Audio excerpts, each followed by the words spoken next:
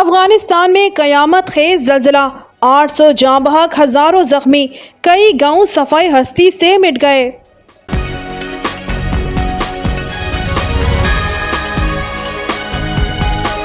افغانستان کے صوبہ کنر میں رات گئے آنے والے شدید زلزلے نے تباہی مچا دی۔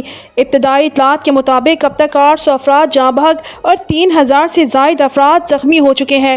افغان میڈیا طلوع نیوز کے مطابق زلزلے کا مرکز جلال آباد شہر میں 8 کلومیٹر زیر زمین تھا، جس کی شدت 6 ریکارڈ کی گئی۔ زلزلے کے بعد مزید 5 آفٹر شاکس بھی محسوس کیے گئے، جن کی شدت 4.3 سے 5.2 کے درمیان رہی۔ قدرتی آفات سے نپٹنے کے افغان ادارے نے بتایا کہ سب سے زیادہ جانی نقصان نورگل، سواکئی، واٹا پور، منوگی اور چپا درہ اضلاع میں ہوا، جہاں کئی گاؤں مکمل طور پر مٹی تلے دب گئے۔ خدشہ ظاہر کیا جا رہا ہے کہ اب بھی سینکڑوں لوگ ملبے تلے پھنسے ہوئے ہیں۔ امدادی کارروائیاں جاری ہیں اور وزارت دفاع داخلہ اور صحت کی ٹیمیں موقع پر پہنچ چکی ہیں۔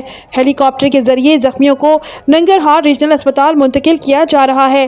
اسلامی امارات افغانستان کے ترجمان ذبیح اللہ مجاہد نے تمام حکام کو ہدایت دی ہے کہ متاثرین کی جانیں بچانے کے لیے اپنی تمام تر صلاحیتیں بروئے کار لائیں۔ زلزلے کے جھٹکے ننگرہار، لغمان، کابل اور خیبر پختونخوا کے بعض علاقوں میں بھی محسوس کیے گئے۔ وزیر اعظم پاکستان شہباز شریف نے افغانستان اور پاکستان کے مختلف حصوں میں آنے والے حالیہ زلزلے کے نتیجے میں ہونے والے جانی اور مالی نقصان پر گہرے دکھ اور افسوس کا اظہار کیا ہے۔